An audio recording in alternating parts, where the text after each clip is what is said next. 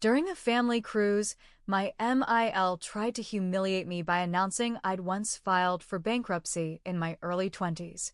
She married up, she laughed. I didn't argue. The next night, I bought everyone first-class flights home, except her. She had to take the red-eye coach alone, with a voucher I paid for using my corporate card. This happened a few years ago, but I remember it like it just happened yesterday. I was 33. My husband Matt and I had been married for 4 years, together for 8. We live in Austin, Texas now, but I'm originally from Dayton, Ohio. My past wasn't perfect, and that's part of what made this sting so bad. Let me back up a bit. When I was 23, I hit rock bottom. I had 2 jobs, a full-time class schedule, and rent I could barely cover. Then came a string of bad luck. My car died, I got pneumonia and missed almost 3 weeks of work, and my boss at my evening job just up and vanished. He owed me 2 weeks' pay. I didn't have parents I could call. I didn't even have a credit card. I was out of options. Filing bankruptcy was the only way to stop drowning. It was brutal, but it bought me time to rebuild. I never hid that from Matt. I told him on our 3rd date. He told me he respected me more for getting through it. And over the years, I built myself up. I got into finance, worked my ass off, and eventually got promoted to a director-level role at a company that handles high-end investments. I made good money. We bought a house. I never missed a payment again. I never even brought it up unless someone asked. But my mother-in-law, Connie, never forgot it. Worse, she never let it go. She pretended to be sweet in public, but her eyes gave her away. She'd smile when people complimented me, then change the subject fast. She always called Matt her baby and told anyone who would listen how he was the smartest one in the room. Meanwhile, I was hardworking or such a trooper. Backhanded compliments were her language. She thought I wasn't good enough for her son. Matt told me to ignore her. That's just how she is, he'd say. I tried. I really did. Then came the cruise. Matt booked it as a family bonding trip. 7 nights, Royal Caribbean, fancy dinners, island stops, all of it. His dad came, though he kept to himself.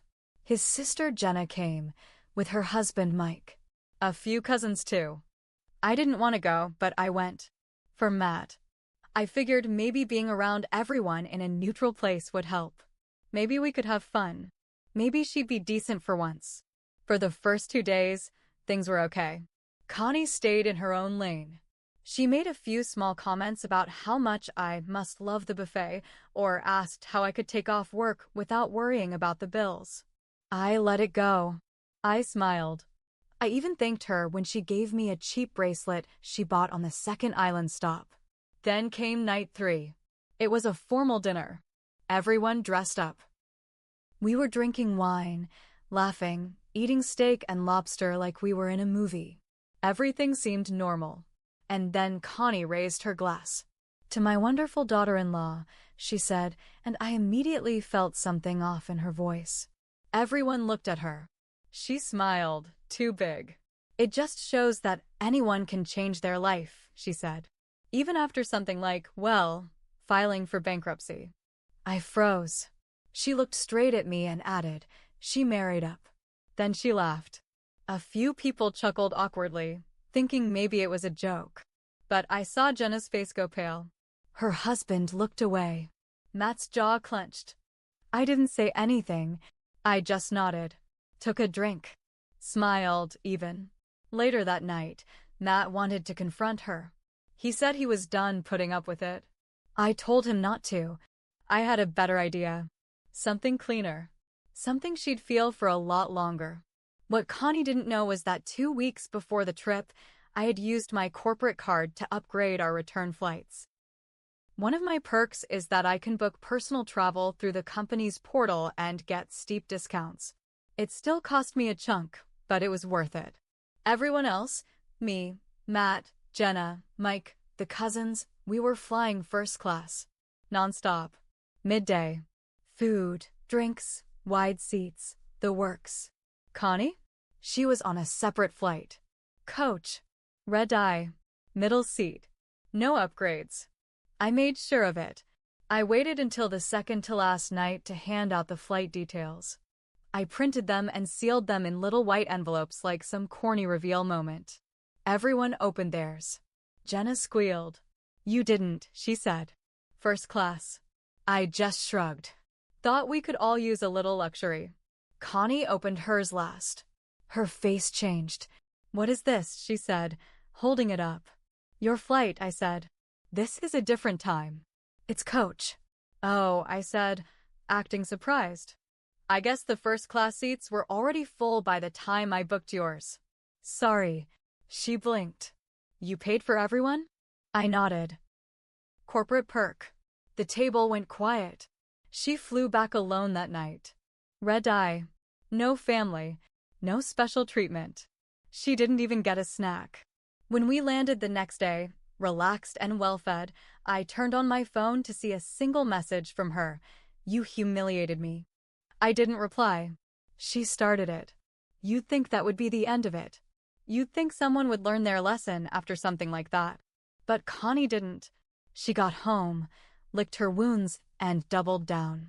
The first sign was when she didn't speak to us for 2 weeks. No calls, no texts, not even a comment on Facebook, which for her was a big deal. Matt didn't care. He was still pissed about what she said on the cruise. But I knew silence from Connie wasn't peace. It was strategy. Week 3, she started posting online. Not tagging anyone, but making it obvious. Some people think money buys class. It doesn't. It just buys fake friends. Then, it's sad when someone thinks punishing your own family is funny. You reap what you sow. It wasn't subtle. Matt told her to knock it off. She ignored him. Jenna unfollowed her. I didn't say a word. I'd already made my move. I wasn't interested in round 2. But then she crossed a line. She showed up to my office. Let me be clear. My job is not the kind of place where someone's mom just walks in. It's high-level finance. Suits, keycards, security at the front. You don't get past the desk unless you're on the schedule. Somehow she did. I was in the middle of a meeting when my assistant knocked. There's someone here, she whispered. She says she's your mother-in-law. I tried to tell her. I stood up.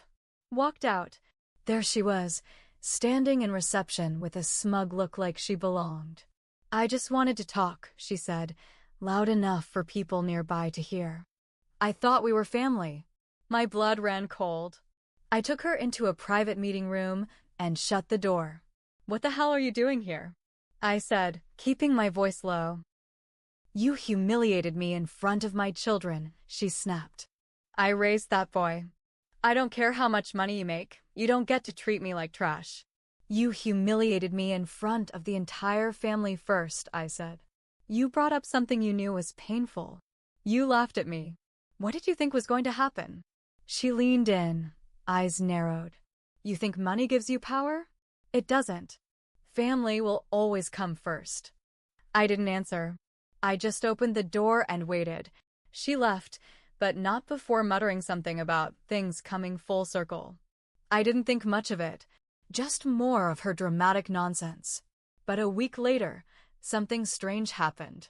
HR called me in, said they received an anonymous email, said someone accused me of misusing corporate funds for personal travel.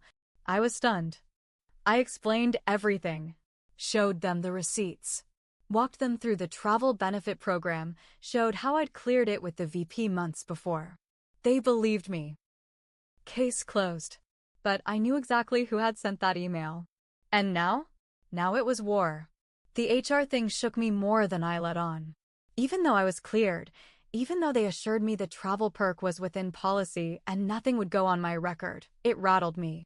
Not because I thought I did something wrong, but because I now knew Connie was willing to go that far. Sneaking into my office was one thing, but trying to sabotage my career? That was a whole new level. Matt was livid when I told him. He wanted to confront her in person. I said no.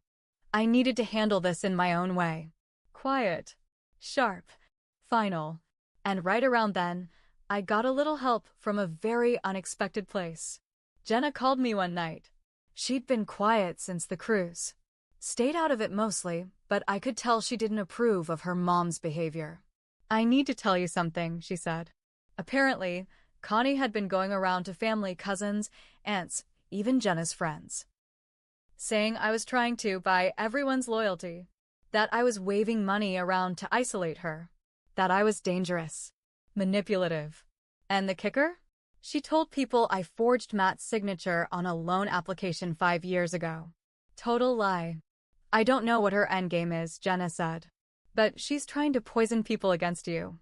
It's worse than you think." I hung up, numb. That night, I poured myself a drink, opened my laptop, and pulled up a folder I'd been building for a while. I hadn't planned to use it, but now I was ready. See, I work in finance, but on the side, I quietly started helping women, mostly single moms or women recovering from financial abuse, rebuild their credit. I never charged them. Just something I did through a nonprofit I quietly supported. In the process, I learned a lot about people who hide their money problems behind fancy clothes and fake smiles. And Connie? She was one of those people. I'd seen the signs years ago. Her credit card got declined at a dinner once. She blamed it on fraud. Another time, she begged Matt not to cash a birthday check she gave him, just yet. She asked me once, casually, if I knew anything about refinancing a Helic even though she swore the house was paid off. I started digging. Legally, of course. All public records. Turns out, Connie wasn't just in debt. She was drowning in it. Second mortgage on the house. Maxed out credit cards. 2 personal loans. And this was the kicker, a secret payday loan taken out just before the cruise. She'd been playing queen bee while her financial life was on fire. I didn't share it yet. I wasn't ready. I wanted her to come to me. I wanted her to push one step too far. And she did. 2 weeks later, I got a call from Matt's aunt. Sweet lady. Told me she didn't want to get involved, but thought I should know Connie had started telling people I blackmailed the company into letting me expense the first-class tickets. She said I was using my job to cover up shady behavior and warned people to stay away from me. That was it. I waited 1 more week. Then I did it. I wrote a letter. Just 1 page. Printed it out and mailed it. Yes, mailed it to Connie's house. Inside was a simple breakdown of her own debts, all sourced from public records. A list of loan balances. Interest rates. A notice about a lien that had been placed on her property 6 months earlier. At the bottom, I wrote, "You came for me. Now I know exactly what you're trying to protect. Keep my name out of your mouth, or next time this information goes somewhere public." No signature. Just truth. She called me 3 days later. Didn't even try to deny it. "You've made a powerful enemy," she said, voice low. I hung up without a word. She started this. And I was just getting warmed up. After I sent that letter, Connie went quiet. For a while. No calls. No passive-aggressive social posts. Nothing. Just silence. At first, I thought maybe it worked. Maybe I had finally drawn the line deep enough. But the truth is, I should have known better. People like Connie don't stop. They wait. They get sneakier. It was about 6 weeks later when everything blew up.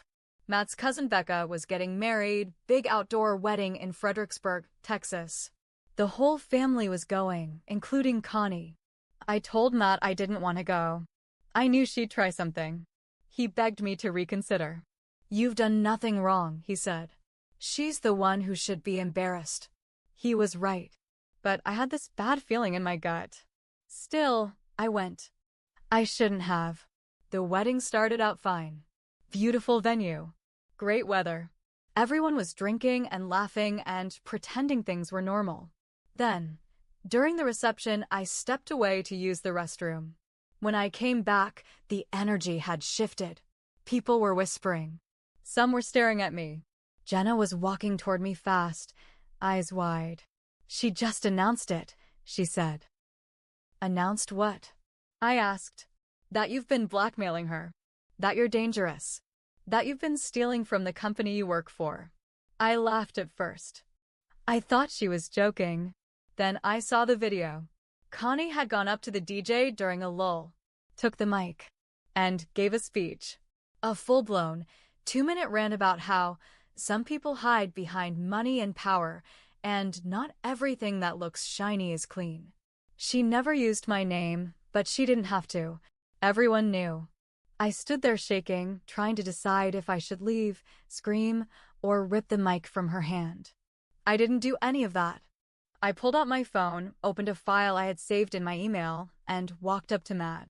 "We're done here," I told him. The next morning, I filed a formal complaint with my company's legal team.